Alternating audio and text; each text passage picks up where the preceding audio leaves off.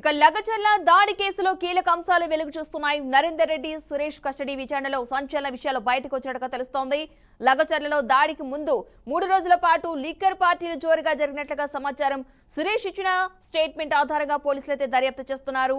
కోస్కే excise పోలీసుల నుంచి సమాచారం అయితే సేకరించారు. భూసేకరణను అడ్డుకునేందుకు పక్కా స్కెచ్ వేసినట్లుగా తెలిపారు. స్థానికులను బీఆర్ఎస్ నేతలు రెచ్చగొట్టి దాడులకు దిగినట్లు ఆరోపణలైతే వినిపిస్తున్నాయి.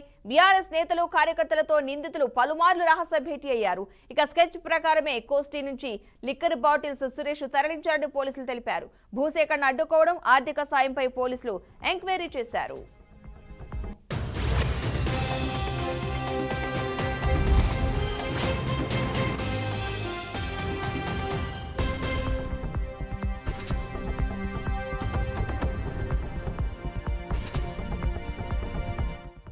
ఇదే అంశానికి సంబంధించిన పూర్తి సమాచారాన్ని మా ప్రతినిధి మహేందర్ రెడ్డి అందిస్తారు. మహేందర్, చెప్పండి, ఈ అంశానికి సంబంధించిన పూర్తి డీటెయిల్స్ ఏంటి? లగచర్ల కేసులో కీలక పరిణామాలు అయితే చోటు చేసుకుంటున్నాయి. ప్రధాన నిందితుడు పట్నం నరేందర్ రెడ్డి, మాజీ ఎమ్మెల్సీ నరేందర్ రెడ్డి మైండ్లే సహా భోగిమోని సురేష్ కస్టడీ విచారణలో అయితే సంచలన విషయాలు అయితే వెలుగులోకి వచ్చాయి. ఇక దాడికి ముందు అయితే కలెక్టర్ పై దాడి కావచ్చు, అధికారులపై దాడి కావచ్చు, చాలా చర్చనీయమైనటువంటి దాడికి ముందు 3 రోజుల పాటు లగచర్ల సహా పరిసర ప్రాంతాల్లో నిందితులు లిక్కర్ పార్టీ చేసుకున్నట్లుగా కూడా పోలీసులు గుర్తించారు. ఇక్కడికే ఇప్పుడు నారాయణపేట కోస్గిలో పెద్ద మొత్తంలో మద్యం సేకరించినట్టు కూడా భావిస్తున్నారు. అలాగే సురేష్ ఇచ్చిన స్టేట్మెంట్ ఆధారంగా దర్యాప్తు అయితే చాలా కొనసాగుతుంది. మరి కోస్గి ఎక్సైజ్ పోలీసుల నుంచి సమాచారం అయితే సేకరిస్తున్నారు అధికారులు. దర్యాప్తులో భాగంగా సురేష్ ను ఈ నెల 3, 4 కస్టడీలోకి తీసుకొని కీలక వివరాలు రాబట్టారు. అలాగే ఆధార ధ్వంసం చేసినందుకు బొమ్మరాజ్పేట కేసులో సురేష్ పై మరో కేసు కూడా నమోదు చేశారు పోలీసులు. మరి ఈ సేకరణ మొత్తంగా భూసేకరణ అడ్డుకునేందుకు గ్రామ స్థాయిలో బీఆర్ఎస్ నాయకులు, కార్యకర్తల్లో నేతతో పలుమార్లు రాష్ట్ర సమావేశాలు నిర్వహించినట్టు తెలుస్తుంది. ఈ మేరకు దాడి జరిగినటువంటి తీర్మానం చూసాం. కలెక్టర్ పైన ఆ మేర దాడి జరగడం, మరి ఇంత పెద్ద దాడికి ముందస్తుగానే పక్కా ప్లాన్ వేసుకున్నారంటే మరి దీన్ని ఎక్కడి దాకా తీసుకెళ్దాం అనుకున్నారో అర్థం చేసుకోవచ్చు.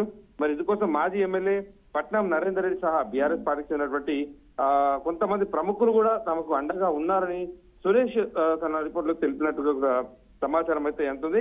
మరి ఇదంతా కూడా ఒక స్కెచ్ ప్రకారమే కోస్గి నుంచి లిక్కర్ బాటిల్స్ చాలా పెద్ద మొత్తంలో తరలించినట్లు సురేష్ విచారణలో అయితే వెల్లడింది. మరి ఇటు భూసేకరణ, ప్రజాపాలన సేకరణ అడ్డుకునేందుకు గ్రామస్తులను ఎలా రెచ్చగొట్టారు, ఆర్థిక సాయం ఎవరు అందించారు అనే వివరాలు కూడా పోలీసులు రాబట్టారు.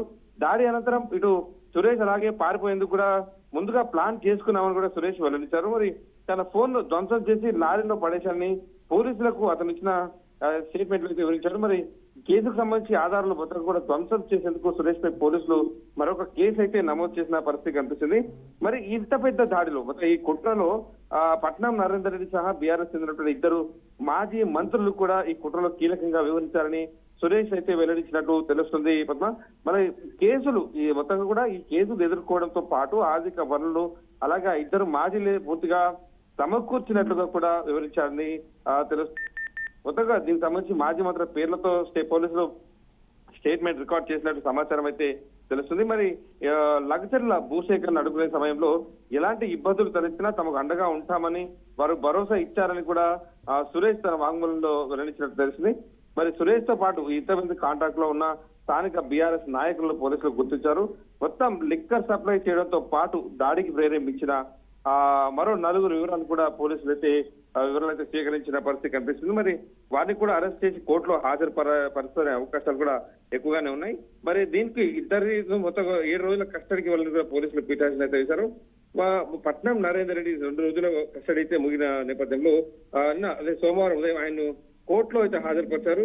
జడ్జి ఆదేశాల మేరకు చెర్లపల్లి జైలుకు తరలించారు. శని, ఆదివారం నిర్వహించినటువంటి కస్టడీ విచారణలో నరేందర్ రెడ్డి సహకరించలేదని, తన సెల్ ఫోన్ పాస్వర్డ్ చెప్పకపోవడంతో దాడికి సంబంధించిన కీలక వివరాలు కూడా వెల్లడించిన సమాచారం అయితే తెలుస్తుంది. దీంతో సెల్ ఫోన్ ఓపెన్ చేయించేందుకే ఆదేశాలు ఇవ్వాల్సిందిగా కోర్టును పోలీసులు అయితే కోరున్నారు. మరి ఈ క్రమంలో నిందితులిద్దరిని మరో 7 రోజులు కస్టడీ కోర్టు మంగళవారం పిటిషన్ దాఖలించారు.